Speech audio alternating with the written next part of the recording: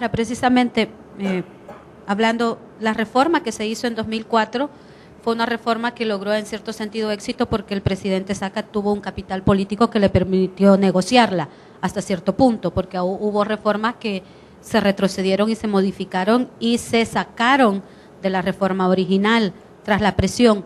De acuerdo a lo que ustedes están viendo en estos momentos en los candidatos en ambos partidos políticos, ¿creen que alguno de ellos va a tener el suficiente capital político como para llegar y decir, bueno, iniciemos una primera etapa con la negociación y reformas nada más administrativas que nos permitan reducir la ilusión y la evasión fiscal? Porque allí se requiere, usted lo decía bien, un capital político que convenza a diferentes sectores, al sector empresarial.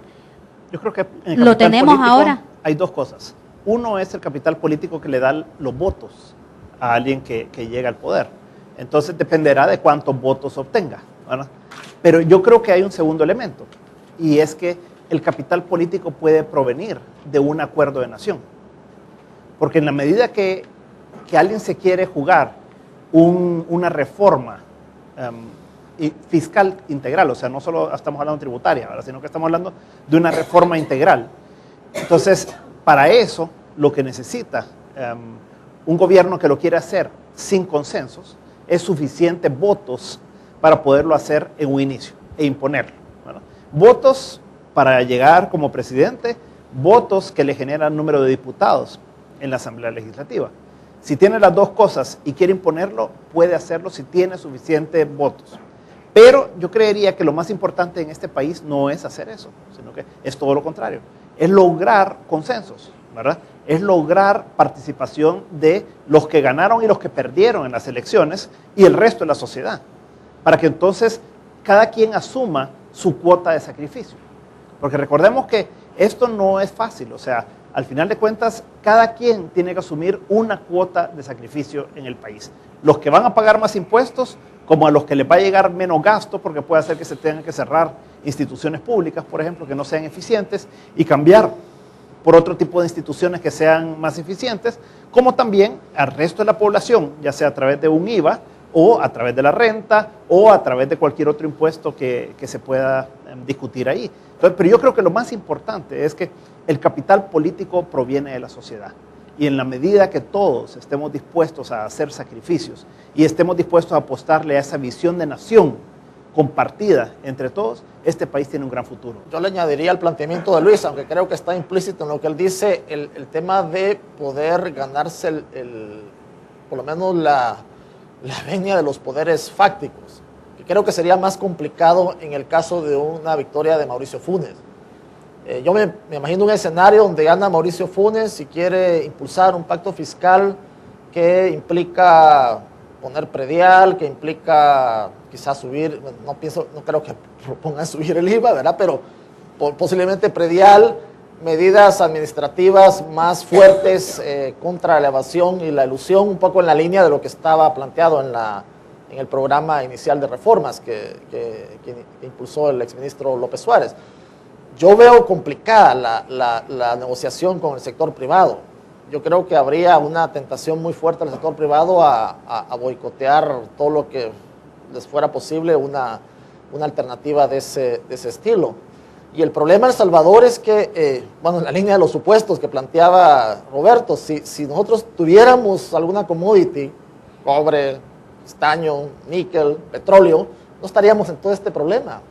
Chile ha tenido un superávit de 8% del PIB el año antepasado y de 9% del PIB el año pasado, gracias al precio de las commodities. Lamentablemente no tenemos commodities, entonces tenemos que ponernos a negociar y a lograr acuerdos. El Salvador, con esta reforma última aumentó su carga tributaria a 13.4, que fue un incremento significativo viniendo de 10, pero aún así sigue siendo una de las cargas más bajas en América Latina.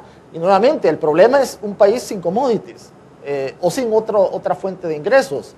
Panamá, por ejemplo, tiene una carga tributaria de 10%, pero tiene el canal de Panamá, adicional a su carga tributaria. Nosotros solo tenemos la carga tributaria y tenemos las remesas, pero a las remesas no les podemos caer, no las podemos expropiar, no son propiedad pública, son propiedad pública en cierto sentido, porque hay mucha gente que las recibe, pero no se le puede caer. Entonces, tenemos que negociar, inevitablemente. Ahora, no sé, ustedes habrán dado cuenta de esa propuesta que estaba manejando FUSADES de contratar este crédito de contingencia con el Fondo Monetario Internacional, que sabemos todo lo que esto supone y los condicionamientos que acarrea.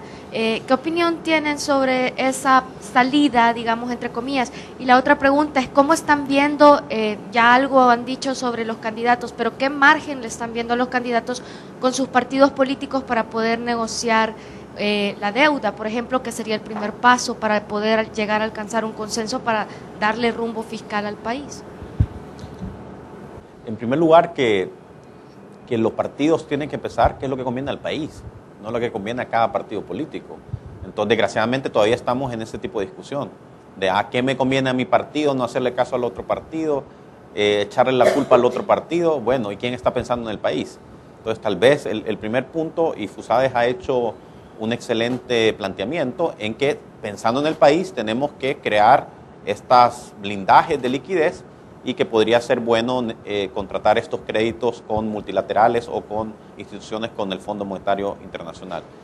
En segundo lugar, en términos políticos, cada partido tiene su planteamiento económico, que todavía estamos a la espera de conocerlo en mayor detalle, y la verdad es que se han concentrado en los objetivos y no se han concentrado en el financiamiento.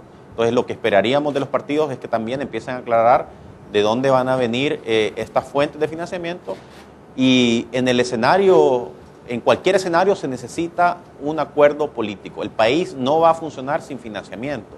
Entonces, ese acuerdo se puede dar ahora o se puede dar después.